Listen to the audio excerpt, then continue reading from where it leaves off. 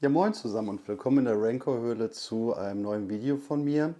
Wir haben ja in einem meiner vergangenen Videos schon über den Hersteller Palisades gesprochen. Da allerdings stand alles zum Thema Alien im Vordergrund, aber wie in dem Video schon erwähnt, hatten Palisades ja auch eine Predator-Lizenz und da gucken wir uns heute mal ein paar Stücke von an.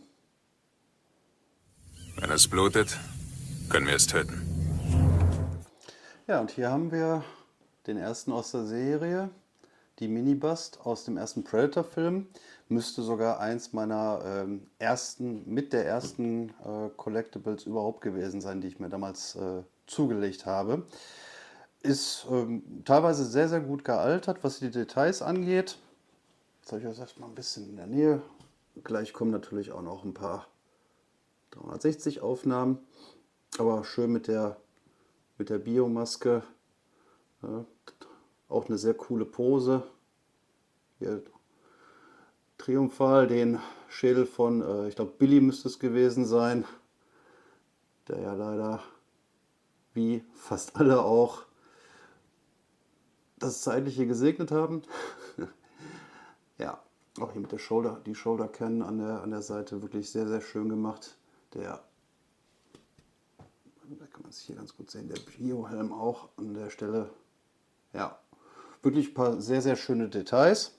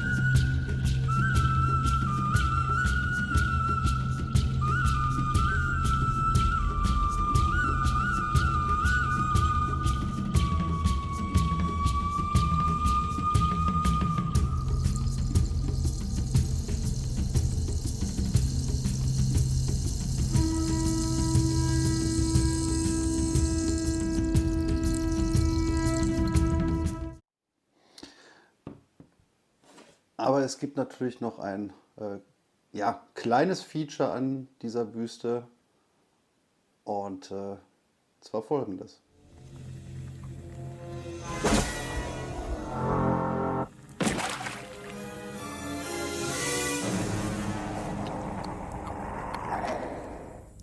Du bist so abgrundtief hässlich.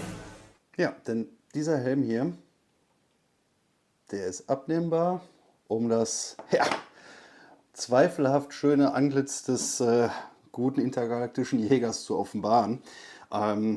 Ja, das ist natürlich teilweise ein bisschen schwer zu sehen. Ich werde euch dann nachher noch mal ein paar Fotos einblenden. Aufgrund des Winkels sieht man es ein bisschen schlecht. Leider, wenn man es sich genau anguckt, ja, der Paintjob von einem Auge ist ein bisschen ja, verschoben. Ne? Das sind so ja, Dinge, die oft zu dem Zeitpunkt, ich meine, die Büste müsste jetzt sein von 2002, glaube ich, oder so. Da, ja, da hat man auf hohem Niveau gejammert und war froh, dass man an der Stelle irgendwas in Büstenform aus Polystone, was jetzt keine Actionfigur war, oder so bekommen hat. Nach wie vor hat er aber absolut seinen Charme für mich. Und auch von den Details selber her ist der wirklich gut bemalt und auch sehr, sehr gut gealtert. Immer noch ja, nicht eins meiner Lieblingsstücke, aber etwas, was ich wirklich sehr, sehr gern in der Sammlung habe und auch nicht missen möchte.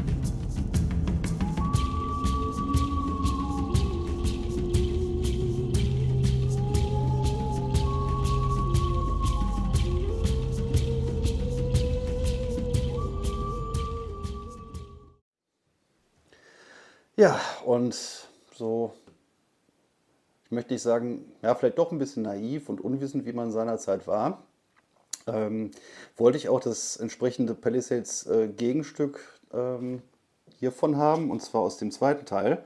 Und habe es dann, ich glaube, damals bei eBay geordert.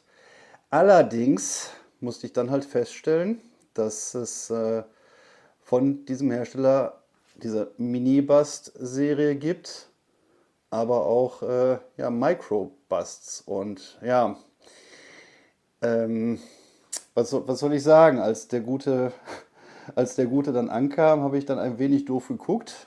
Wenn man sich das jetzt mal im direkten Größenvergleich anschaut.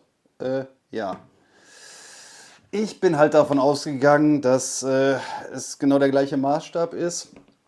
Und den gibt es meines Wissens auch im gleichen Maßstab, war aber unerschwinglich und ja, Lehrgeld. Nichtsdestotrotz möchte ich den jetzt absolut nicht klein sprechen, weil auch gerade für diesen kleinen Maßstab ist der definitiv sehr, sehr gut gemacht. Sehr schöne Details. Was mir auch sehr gut gefällt, ist, dass sie diese Cutting Disc aus dem zweiten Film, Teil dieses Waffenarsenals, halt als Base dafür verarbeitet haben. Ja, wie gesagt, nach der ersten Enttäuschung ähm, war ich dann doch, war ich dann doch recht glücklich und zufrieden damit. Ich glaube, der war auch nicht teuer damals. Ich glaube, ich habe für den vielleicht 20 € bezahlt oder so. Also von daher, ja, man auf hohem Niveau, aber das Gesicht von damals würde ich mir gerne nochmal anschauen, als ich den Karton ausgepackt habe. Nichtsdestotrotz auch ein wirklich schönes Stück aus der Serie und ja, definitiv auch einer meiner Lieblingsstücke in der Sammlung.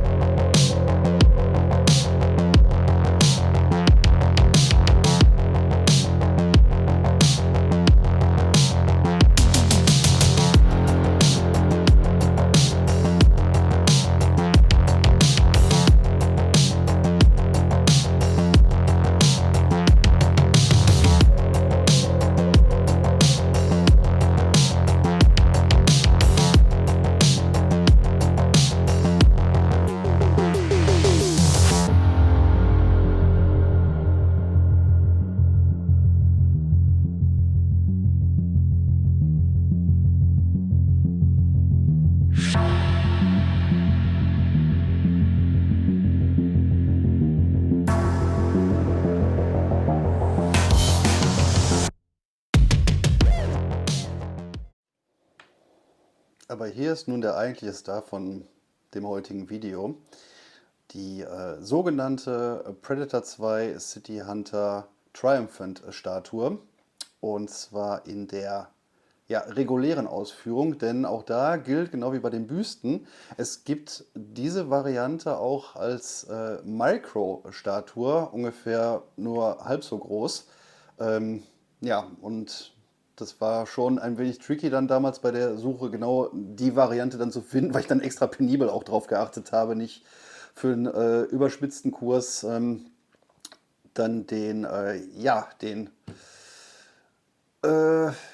was wollte ich sagen, die Mini-Variante zu erwischen. Ne? Ja, genau. Letzten Endes bin ich dann aber fündig geworden, auch schon vor vielen, vielen Jahren. Das müsste so um 2006, 2007 rum gewesen sein, bei einem Sammlerkollegen aus der Schweiz. Ich bin mir auch gar nicht mehr sicher. Ich meine, es war über das Last Alliance Sammelforum, was es damals gab. Ich glaube, da war es dann auch, da gab es im Forum so ein Marketplace. Ich meine, darüber haben wir das arrangiert. Ich bin mir da aber absolut nicht mehr sicher. Gibt auch eine ganz interessante Anekdote, weil ja, das gute Teil war meine erste Begegnung mit Zoll, Einfuhr, Umsatzsteuer etc., weil die Schweiz ja nun mal nicht EU-Mitglied ist.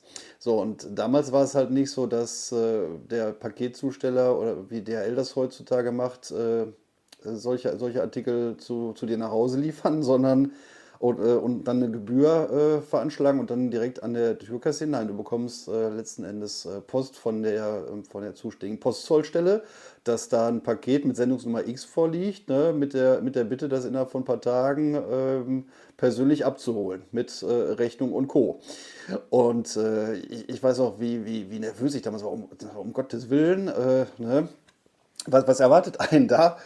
Aber ja, Spoiler-Alarm, das war sehr entspannt. Ich habe noch nie so entspannt ein Paket abgeholt. Ich meine, ich habe ja auch vorher schon so ein bisschen drauf geachtet, was ist anzugeben und Co. Ne? Hat dann an den Beamten da ähm, einiges an Arbeit abgenommen und ja, ich muss ein bisschen schmunzeln, weil nachdem man das erste Mal durch hatte und ich immer mal wieder was aus den USA bestellt wurde und ich da ja nicht Dauergast war, aber immer wieder aufgeschlagen bin und dann wurde ich dann manchmal mit den Worten begrüßt, na, haben wir wieder Monster bestellt.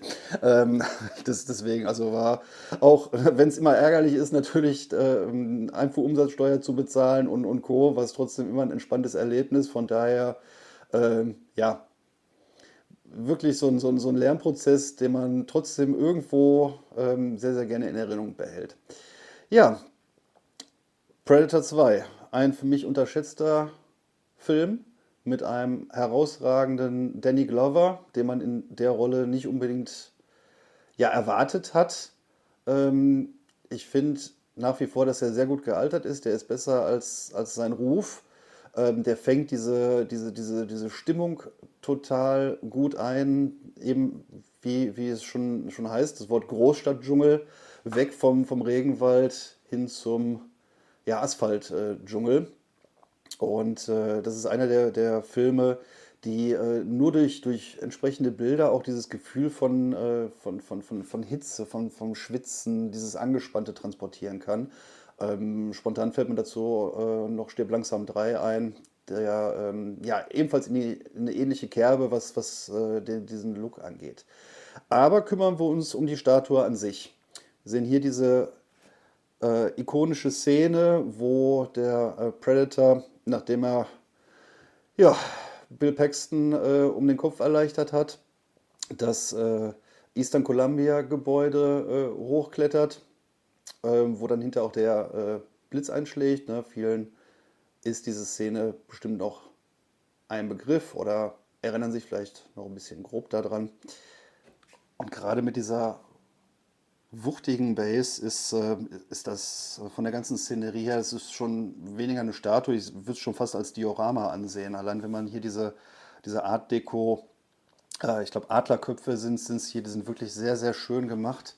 Jetzt habe ich den mal vorsichtig in der Nähe, auch vom Paintjob her, da ist ein entsprechendes Weathering drauf. Das sieht wirklich ganz toll aus. Und das Ding ist auch nicht gerade leicht. Diese lauernde Pose. Und natürlich einer meiner absoluten Lieblingsgadgets, dieser Kombi-Stick, dieser extrahierbare Speer, den der Predator da nutzt. Ich glaube, deswegen war ich auch damals schon. Ich habe den natürlich auch viel zu früh gesehen, wie das in den 80er, 90ern so üblich war.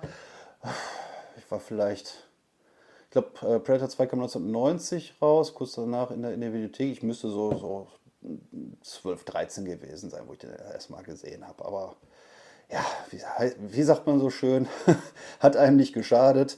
Und ich bin da, glaube ich, in meiner Generation auch nicht alleine mit. Und ich war damals schon fasziniert von diesem ja abgegradeten Waffenarsenal, dass man weggegangen ist von ausschließlich der Schulterkanone und diesen Wrist-Klingen, sondern auch, wie gesagt, hier dieser Kombi-Spare. Dann gab es dieses Drahtnetz, was er hatte, so ein Medikit noch dabei und natürlich diese Flying Cutting Discs, wo es nicht gut ausgegangen ist für, wer war es doch gleich noch?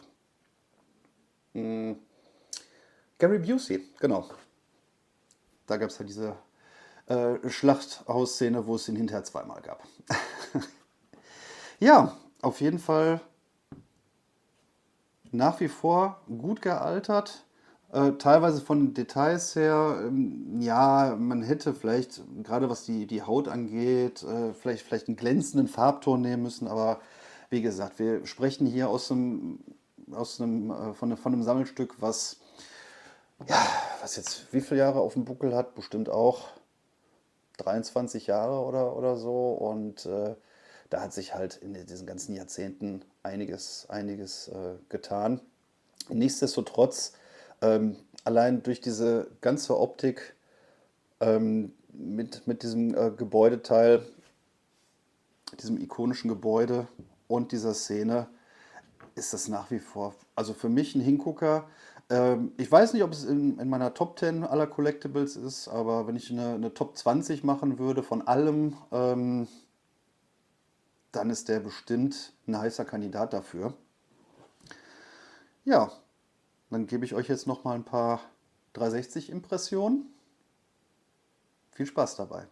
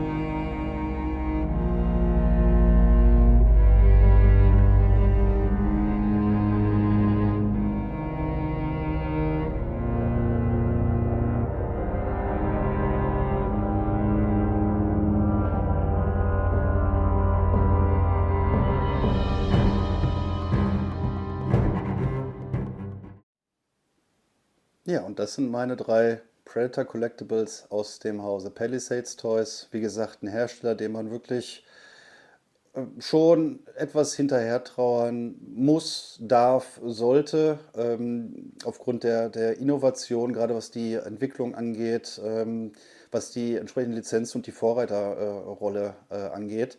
Wie gesagt, ich habe ja das Video gemacht von den Alien-Statuen und Büsten aus dem Hause Palisades. Ich verlinke euch das nachher nochmal. Da gehe ich nochmal ein bisschen auf die Geschichte von dem Hersteller an sich ein. Ja, ich hoffe, euch hat das Video gefallen. Ich hoffe, ihr konntet ein paar Einblicke gewinnen. Und ja, freue mich über einen Daumen nach oben, über ein Abo. Gerne benachrichtigen lassen, sobald ein neues Video online kommt. Und ja, bedanke mich bei euch allen fürs Zusehen, für den Support, fürs nette Feedback auch. Und ja, habt eine gute Zeit. Denkt dran, wer spinnt, hat mehr vom Leben und bleibt immer sammelwütig.